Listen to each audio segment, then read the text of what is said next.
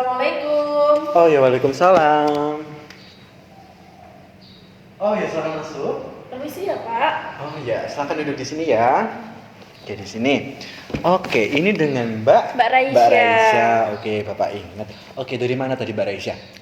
Saya tadi habis dari rumah Pak. Kebetulan orang tua saya hari ini tuh nemenin saudara saya keliling-keliling lah Pak. Jadi saya disuruh jaga toko gitu. Toko apa Mbak Raisya?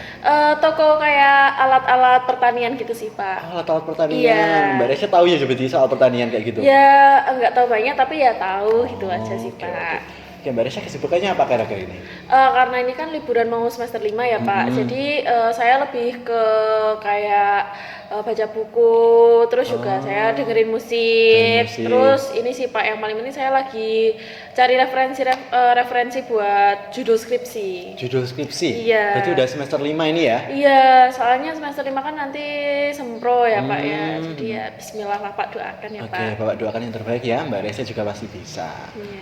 Oke, Mbak Raisya, kemarin kalau nggak salah di UM itu ada ini apa bantengan ya yang di order learning space? Iya Pak, bener banget, itu rame banget sih Pak. Tapi sayang banget saya nggak nonton sih Pak. Tapi saya ini sih, teman saya ada yang nonton.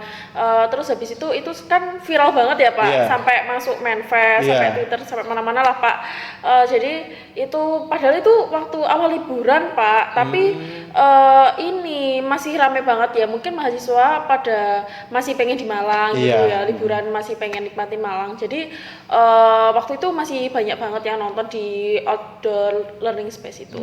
Itu aja di outdoor learning space macet ya, apalagi nanti pas Pak. Agustus pas karnavalan itu pasti semakin macet lagi pasti malah. Macet banget, apalagi kan udah ada maba-maba. Maba itu apalagi udah musim maba, terus PKKMB kayak gitu, dan Malang kan univnya banyak ya Pak ya. Itu nanti pasti lebih macet lagi sih lebih Pak. macet lagi ya pastinya. Tapi ya harus dibiasakan karena kan kita hidup di Malang, kuliah di Malang kayak gitu ya. Mbak Raisya. Oke, Mbak Raisya, ini pertemuan konseling dengan Bapak yang kedua. Oke, yang kedua. Oke, yang pertama kemarin di sini juga ya Mbak Raisya? Iya. Oke, walaupun ini pertemuan konseling dengan Bapak yang kedua, Bapak harus tetap menjelaskan bagaimana sesi konseling hari ini akan berjalan. Seperti itu ya Mbak?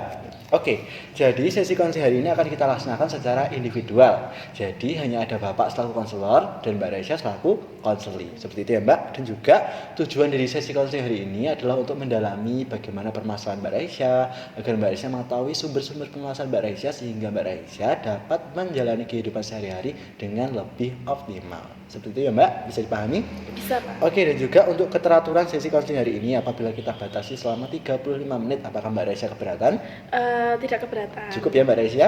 Oke ya, konseling hari ini akan kita laksanakan selama 35 menit.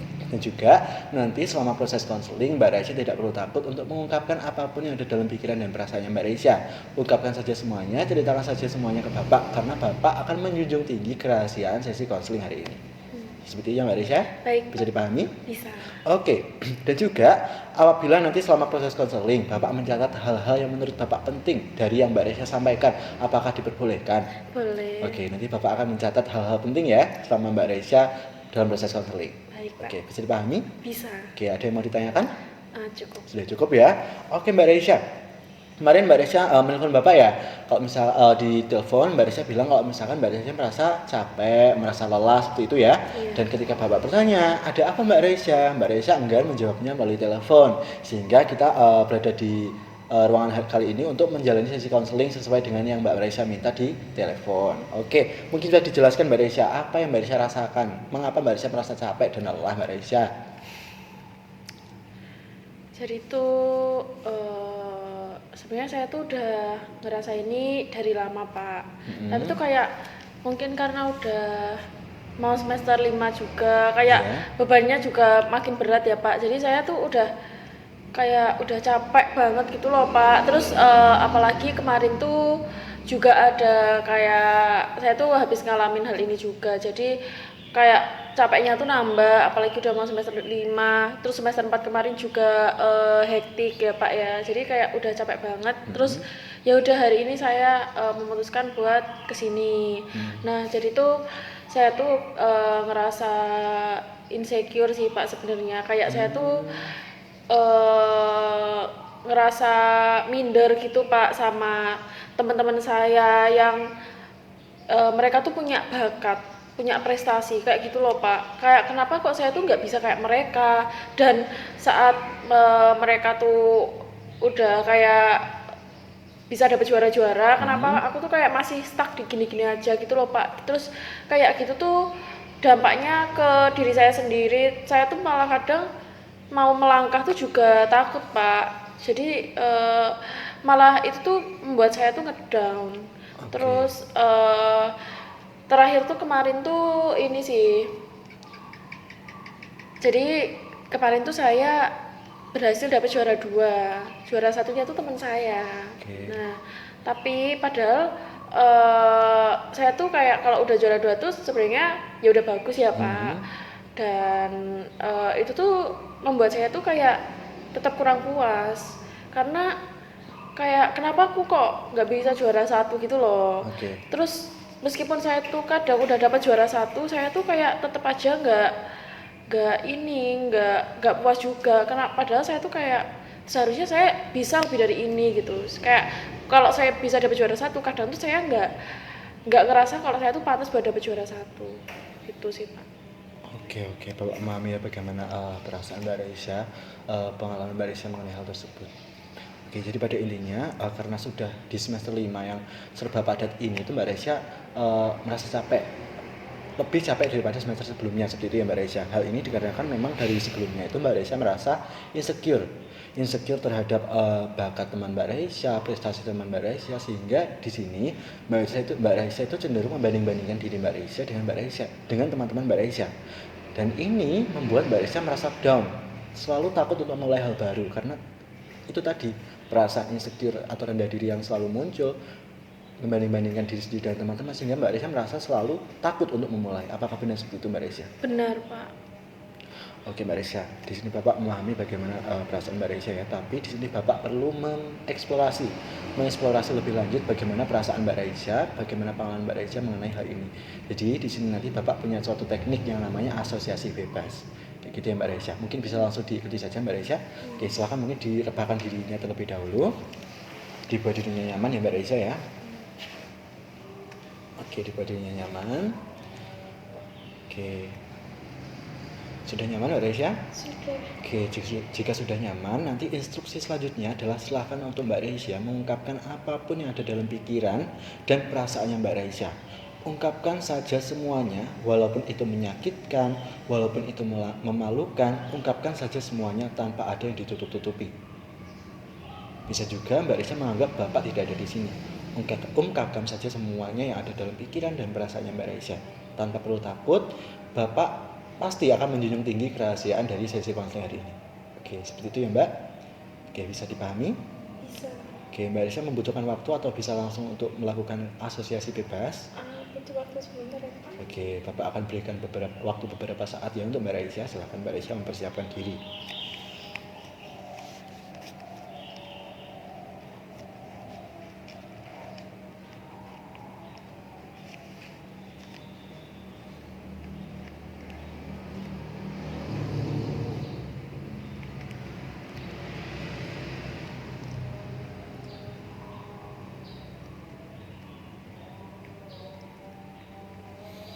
Oke, baik, bagaimana Mbak Raisya? Sudah siap?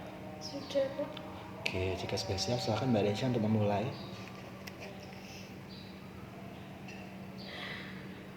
Saya lelah. Saya capek.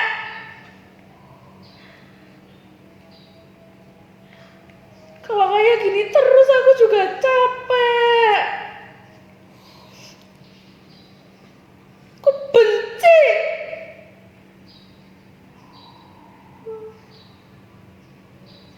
Kenapa aku dibanding-bandingin terus? Aku juga pengen dianggap. Aku tuh juga ada di dunia ini. Kenapa aku nggak dianggap? Aku benci.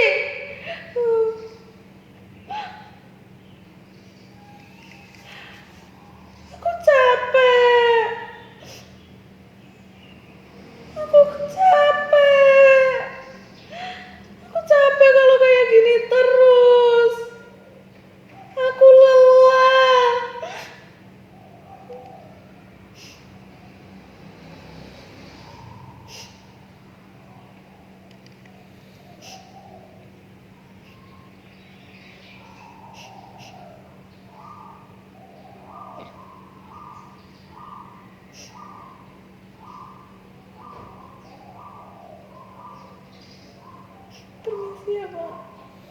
Oke, mungkin bisa ditenangkan diri terlebih dahulu Mbak Resya. Ditenangkan dirinya dulu.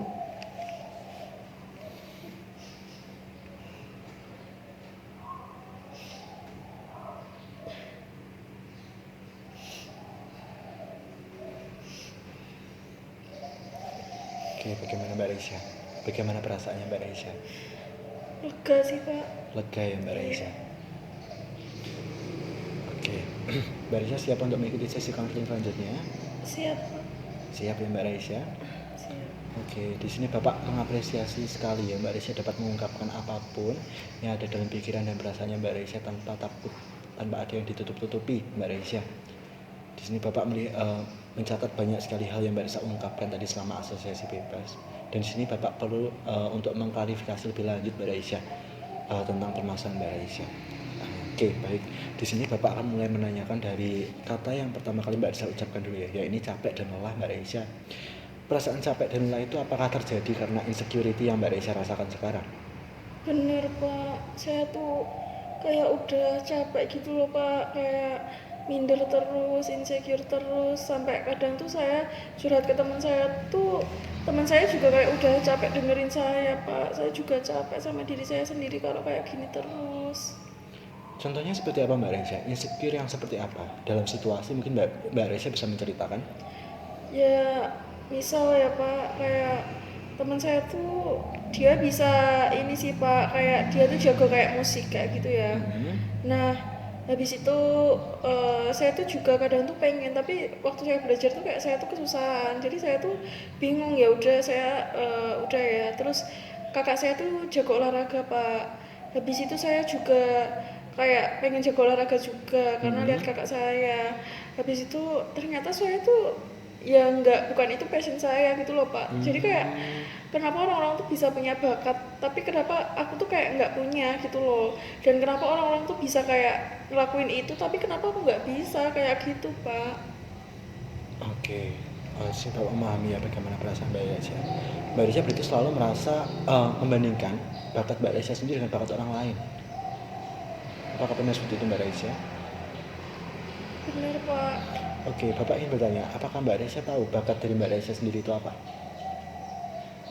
Saya tuh kayak masih bingung Pak, tapi tuh saya kayak jarak-jarak kayak gitu, kayak bidang akademik gitu loh Pak, bukan yang non akademik kayak gitu.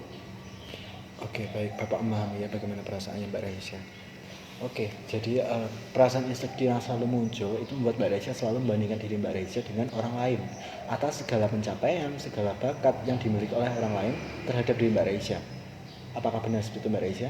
Benar Pak. Karena ini terjadi secara terus-menerus, Mbak Resya merasakan capek dan lelah karena hal itu terus terjadi.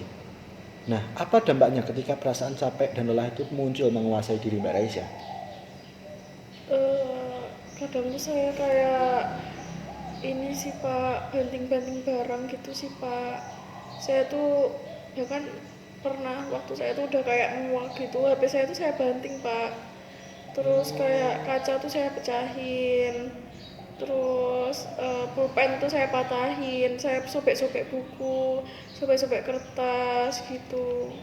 Oke, jadi di sini Mbak Resya itu melampiaskan emosi yang sedang Mbak Resya rasakan itu kepada barang-barang Mbak Resya. Iya Pak, soalnya saya kalau kayak gitu ngerasa seenggaknya tuh ada yang kayak emosi saya tuh terlepas gitu loh Pak, terlampiaskan gitu. Oke, padahal hal itu tidak menyelesaikan masalah Mbak Resya yang sebenarnya. Iya Pak, Apakah Mbak Resya sadar hal itu hanya akan menambah masalah baru? sadar Pak. Tapi gimana lagi Pak, saya bingung buat lampiasin emosi saya. Oke, baik. Bapak memahami ya bagaimana perasaannya Mbak Resya, bagaimana pengalaman Mbak Resya terkait hal ini. Dan juga kata-kata yang sering Mbak Resya ucapkan juga selama proses asosiasi bebas adalah kata benci Mbak Resya. Kata benci ini Mbak Resya tujukan kepada siapa Mbak Resya? Benci ya Pak. Iya.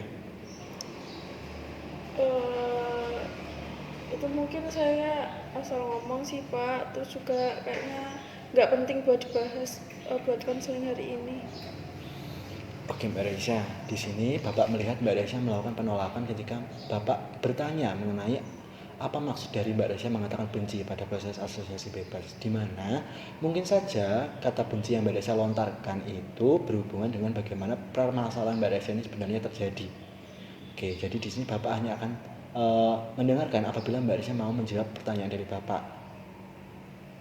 Dan Mbak Resya nggak perlu takut ya, seperti yang Bapak ucapkan tadi di awal, bahwa sesi konseling hari ini Bapak junjung tinggi kerahasiaannya. Jadi Mbak Resya tidak perlu takut untuk menceritakan apapun yang ada dalam pikiran dan perasaannya Mbak Resya terkait pengalaman Mbak Resya sekarang. Oke, bagaimana Mbak Resya? Jadi saya pelan-pelan aja ya Pak. Oke, ya. mungkin bisa diceritakan pelan-pelan aja Mbak Resya. Jadi itu saya benci ke ini sih Pak, sebenarnya orang tua saya. Orang tua Mbak Resya. Iya, Ada apa Mbak Resya dengan orang tua Mbak Resya? soalnya saya tuh dari kecil tuh udah kayak dibanding-bandingin terus, apalagi sama kakak saya. Ya itu tadi Pak, karena kakak saya tuh pintar olahraga, tapi sedangkan saya tuh nggak bisa olahraga Pak. Jadi saya tuh kalau non akademik kayak gitu, saya tuh iri sama orang-orang yang punya bakat kayak gitu. Jadi saya tuh kayak nyoba satu-satu, tapi saya tuh kayak nggak cocok semuanya. Saya tuh kayak nggak bisa semuanya Pak. Oke, baik Pak, memahami. Jadi perasaan benci yang muncul pada diri Mbak Resya itu Mbak Resya tujukan kepada orang tua Mbak Resya. Karena semasa kecil itu Mbak Resya selalu dibanding-bandingkan dengan kakak Mbak Resya, dan juga Mbak Resya semasa kecil itu merasa tidak dianggap. Bener Pak. Oke, Bapak bertanya dari dibanding-bandingkan dulu. Selain dari hal non akademik seperti olahraga, apakah Mbak Resya pernah dibanding-bandingkan pada hal lain dan orang lain selain kakak Mbak Resya? Pernah sih Pak, karena saya punya saudara ya Pak, saudara perempuan juga sama saya. Nah itu juga kayak dibanding-bandingin dari keseharian. Misal saudara saya ini habis nyetrika, padahal saya tuh habis cuci piring, tapi saya tetap kayak ini lo nyetrika, kamu lo nggak pernah nyetrika kayak gitu Pak. Padahal juga saya nyetrika, cuma tak kayak karena hari itu saya nggak nyetrika, jadi kayak saya tuh digituin. Jadi kayak tiap dari kecil tuh saya udah kayak digituin terus. Oke, baik Bapak memahami ya. Berarti memang orang tua Mbak Resya itu selalu membandingkan Mbak Resya itu bukan hanya dengan kakak Mbak Resya, tapi dengan orang-orang lain juga. Iya Pak. Atas hal-hal apapun yang orang lain lakukan itu selalu ditanyakan kepada diri Mbak Resya. Apakah benar seperti itu Mbak? Benar Pak. Oke, lalu tentang tidak dianggap Mbak Resya. Mbak Resya merasa tidak dianggap oleh orang tua Mbak Resya itu karena apa? Selain dibanding-bandingkan. Karena kayak misal saya udah juara ya Pak, mereka tuh kayak nggak puas gitu loh. Terus juga misal saya juara 2, saya tuh bukannya diberi selamat, tapi saya kayak udah dikasih pertanyaan kenapa nggak juara 1 gitu loh. Terus kalau udah juara 1 kayak ya udah bagus, besok lagi harus juara 1 lagi, kayak digituin Pak. Kayak saya tuh nggak dapet apresiasi yang cukup gitu loh Pak dari orang tua saya. Ya udah kayak cuma ya udah bagus, cuma gitu doang, tapi habis itu saya disuruh besoknya harus juara 1 lagi. Jadi kayak bukannya saya senang, tapi saya malah kayak ada tekanan gitu loh Pak untuk diri saya sendiri. Jadi kayak gitu terus, jadi misal saya udah juara-juara pun orang tua saya kayak ya udah gitu loh Pak, kayak seolah itu adalah hal yang tidak terjadi gitu loh. Oke, jadi Mbak Resya di sini merasa tidak dianggap oleh orang tua Mbak Resya ini karena memang sejak kecil Mbak Resya itu minim apresiasi dari orang tua Mbak Resya. Apakah benar seperti itu Mbak? Benar, Minim apresiasi sampai sekarang Mbak Resya. sampai sekarang Pak. Bahkan pencapaian Mbak Resya yang terakhir yang di juara 2 internasional itu, orang tua Mbak Resya tidak memberikan apresiasi yang Mbak Resya harapkan. Benar Pak, saya tuh nggak dapat meskipun itu internasional. Jadi kayak ya udah, saya tetap ditanyain kenapa nggak juara 1. Oke, baik Bapak memahami ya bagaimana perasaan Mbak Resya mengenai masa kecil Mbak Resya yang minim apresiasi bahkan hingga sekarang. Lalu bagaimana hubungan Mbak Resya dengan orang tua Mbak Resya sekarang? Sebenarnya hubungan kita tuh kayak ya baik-baik aja, nggak ada masalah, cuma emang kita tuh kurang deket sih Pak. Kurang dekat. Iya, Kalau dengan kakak Mbak Resya, ya baik-baik aja, tapi emang dari dulu saya emang nggak deket sama kakak saya. apakah Mbak Resya pernah bercerita tentang apapun ke orang tua Mbak Resya, mungkin tentang kehidupan perkuliahan atau masalah apa kepada orang tua Mbak Resya? Ya saya cuma bilang kalau kuliah saya biasa aja kayak gitu doang. Ya nggak kayak cerita yang kayak saya habis ngapain kayak gitu, enggak sih Pak. Apakah hal tersebut karena Mbak Resya takut dibanding-bandingkan dengan orang lain karena cerita Mbak Resya? Iya Pak. Oke, baik Bapak memahami ya bagaimana perasaan Mbak Raisa. Pasti sangat berat pada posisi Mbak Raisa ya. Tapi Bapak yakin Mbak Raisa bisa melewati ini semua dengan baik. Oke Mbak Raisa. Lalu apakah ada Mbak Raisa pengalaman traumatis yang itu muncul ketika mungkin masa kecil atau apa yang sampai sekarang itu Mbak Raisa ingat dan terbayang-bayang? Ini sih Pak, saya tuh kayak tiap capek tuh selalu ingat kejadian ini sih. Apalagi kayak menurut saya itu tuh membekas banget. Soalnya dulu tuh waktu SD sih Pak. Nah itu tuh saya tuh mau ikut olimpiade. Olimpiade. Iya, olimpiade. Dan saya tuh kayak belajar terus sampai saya tuh mimisan. Mimisan. Heeh, Pak. Saya tuh mimisan sampai saya tuh udah pusing. Soalnya saya tuh kayak di pikiran saya tuh harus juara. Terus ternyata saya tuh cuma dapat juara 2. Dan ternyata orang tua saya tanya kenapa nggak bisa juara 1, padahal saya udah berusaha sampai mimisan itu. Dan itu sangat membekas di hati saya Pak. Saya kayak rela belajar sampai saya sakit, tapi ternyata tidak ada apresiasi dan saya tetap dibandingin dengan saudara saya yang saat itu dia bisa juara 1 di lomba tari kayak gitu Pak. Oke baik, Bapak dapat memahami ya bagaimana pengalaman masa kecil Mbak Raisa yang traumatis itu membayang-bayangi Mbak Raisa hingga sekarang. Jadi ketika Mbak Raisa ikut olimpiade, mempersiapkan olimpiade semasa SD ya Mbak Raisa. Mbak Raisa mempersiapkan olimpiade itu hingga mimisan. Namun ketika hasil diumumkan Mbak Raisa mendapatkan juara 2, di mana orang tua Mbak Raisa itu berharap Mbak Raisa mendapatkan juara 1, sehingga pencapaian Mbak Raisa di juara 2 itu kurang mendapatkan apresiasi yang baik dari orang tua Mbak Raisa. Apakah benar seperti itu Mbak Raisa? Benar Pak. Dan itu selalu terbayang hingga sekarang Mbak Raisa. Iya, itu terus terbayang, apalagi waktu saya capek sih Pak, itu kebayang banget. Oke Mbak Raisa, dari pengalaman masa kecil Mbak Raisa terkait dibanding-bandingkan dengan orang lain oleh orang tua Mbak Raisa, lalu perasaan yang Mbak Raisa merasa tidak dianggap oleh orang tua Mbak Raisa, lalu ada pengalaman traumatis ketika persiapan olimpiade, lalu itu berlanjut hingga sekarang sehingga membuat Mbak Raisa selalu merasa insecure, merasa rendah diri, lalu Mbak Raisa merasakan capek dan lelah karena perasaan itu terjadi secara berlarut-larut, dan itu membuat Mbak Raisa melakukan displacement atau melakukan pelampiasan emosi kepada barang-barang Mbak Raisa, dan itu terjadi terus-menerus hingga membentuk suatu pola Mbak Raisa. Apakah Mbak Raisa pernah bermimpi atau apapun yang itu Mbak Raisa rasa itu berkaitan dengan hal ini Mbak Raisa? Sebenarnya saya tuh selalu mimpi ini ketika saya tuh capek Pak. Jadi tuh nggak cuma saya tuh mimpi ini sekali 2 kali, tapi ya sering gitu loh Pak. Apalagi waktu saya capek. Nah itu tuh mimpinya kayak saya tuh berada di tempat yang gelap. Habis itu saya tuh kayak teriak gitu. Apalagi saya kan kalau seorang anak pasti yang pertama kali dicari orang tuanya ya Pak. Saya tuh teriak cari mama sama papa saya, dan ternyata itu tuh nggak ada jawaban. Dan di situ tuh udah gelap banget, suasananya dingin, dan saya tuh kayak takut gitu. Nah karena hal itu kayak terjadi terus menerus, habis itu saya tuh kayak bangun gitu loh Pak. Itu sih Pak mimpinya, saya juga nggak tahu sih maksudnya apa, dan itu tuh muncul setiap saya tuh capek. Oke, di sana Mbak Raisa apakah merasakan takut? Iya Pak. Hanya ada kegelapan dan kesunyian di sana? Iya. Oke, Bapak izin mengulang ya. Jadi mimpi ini tuh selalu muncul ketika Mbak Raisa merasakan capek dan lelah. Iya Pak. Oke, di mimpi itu hanya ada kegelapan, sunyi. Di sana Mbak Raisa merasa takut. Ketika Mbak Raisa berteriak, tidak ada yang menjawab. Apakah benar itu Mbak Raisa? Benar Pak. Oke, dari hasil analisis Bapak ya, mimpi Mbak Raisa mengenai kegelapan itu menunjukkan bahwa Mbak Raisa ini kurang apresiasi dari orang lain. Bahkan dari orang terdekat Mbak Raisa, dari orang tua Mbak Raisa, kakak Mbak Raisa, sangat minim sekali apresiasi terhadap pencapaian Mbak Raisa. Apakah benar seperti itu Mbak Raisa? Benar Pak.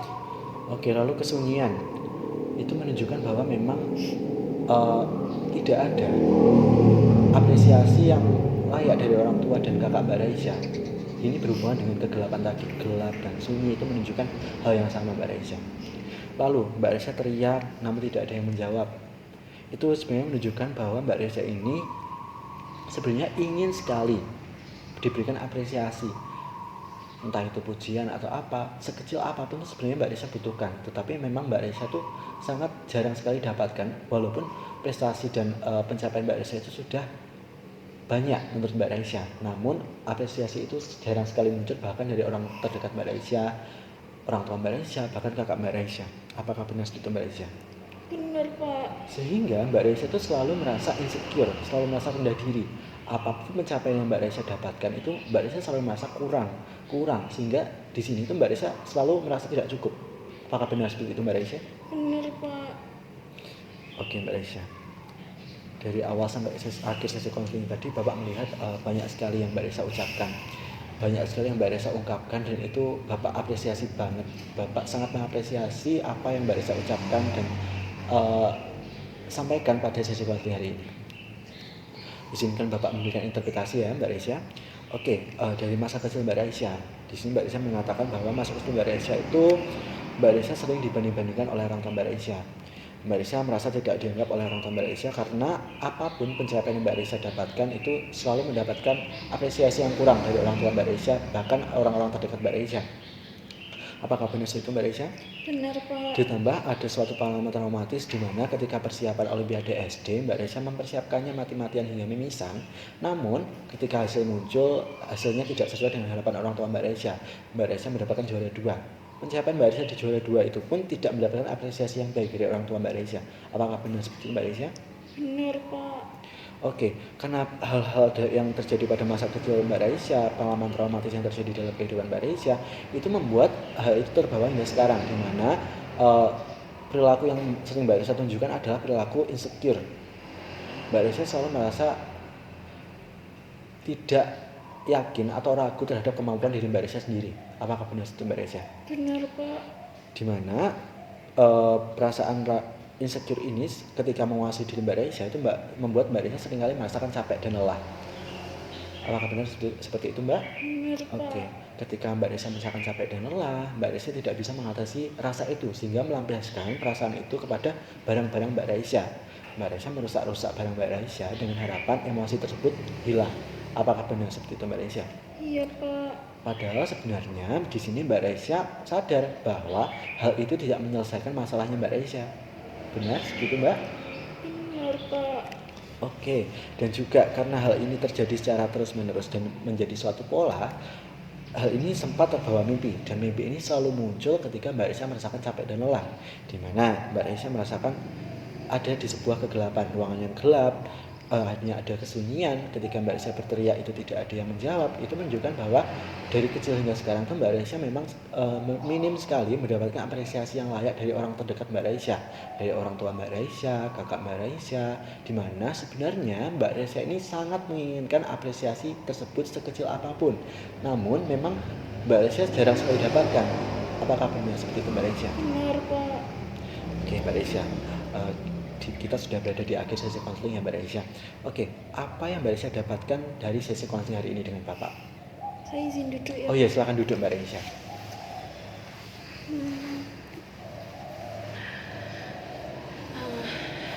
Yang saya dapat dari sesi konseling hari ini tuh saya jadi tahu sih Pak, kayak saya tuh kenapa, terus kenapa saya tuh bisa capek, bisa lelah, penyebabnya tuh saya jadi tahu. Terus kenapa saya sering mimpi seperti itu, terus ternyata kayak pelampiasan emosi saya tuh salah. Terus juga saya tahu setelah ini apa yang harus saya lakukan, kayak mungkin saya bakal ngobrol sama orang tua, terus juga gak mau membanding-bandingkan diri saya sama orang lain juga, karena dari sesi konseling hari ini saya sadar kalau tiap orang tuh punya kemampuannya masing-masing. Itu sih Pak. Oke, baik, bagus sekali Mbak Raisya. Di sini Bapak melihat Mbak Raisya sangat menangkap ya hasil dari sesi konseling hari ini. Bapak sangat bangga Mbak Raisya dapat menangkap hasil dari sesi konseling hari ini dengan sangat baik. Oke Mbak Raisya, lalu gimana Mbak Raisya kesan-pesannya pada sesi konseling hari ini? Kesan-kesan saya ini sih, hari ini tuh saya merasa lega banget. Terus Saya tuh kan nggak bisa terbuka sama orang lain ya Iya. Pak, saya tuh orangnya tertutup, tapi hari ini saya bisa lebih terbuka sama Bapak, terus juga akhirnya cerita yang saya pendam sendirian tuh hari ini tuh saya bisa sampaikan gitu. Terima kasih ya Pak ya. Oke, Mbak Reza, terima kasih kembali. Bapak juga berterima kasih kepada Mbak Reza karena sudah mempercayai Bapak untuk mendengarkan cerita Mbak Reza ya. Dan juga Bapak terima kasih karena Mbak Reza sudah berpartisipasi dengan baik pada sesi konseling hari ini. Oke, dari Mbak Reza, adakah lagi mau disampaikan kepada Bapak? Cukup Pak. Oke, sudah cukup ya. Nanti dan juga misal Mbak Raisa menginginkan sesi konseling lanjutan dengan Bapak, silakan untuk menghubungi nomor Bapak yang sudah Mbak Raisa punya ya. Nanti Iya. kita jadwalkan untuk sesi konseling selanjutnya. Untuk waktu dan tempatnya nanti kita diskusikan lebih lanjut. Seperti itu ya. Oke, dan juga karena sudah berada di akhir sesi konseling dan Mbak Raisa sudah tidak ada lagi yang ingin disampaikan kepada Bapak, mungkin kita akhiri saja ya sesi konseling hari ini. Iya Ya, Pak. terima kasih Mbak Raisa sudah mengikuti sesi konseling hari ini dengan baik. Selamat beraktivitas kembali Mbak Raisa. Oke, terima kasih ya Pak ya. Oke, terima kasih kembali Mbak. Oke, Bapak antar ke depan ya Mbak. Iya Pak. Oke.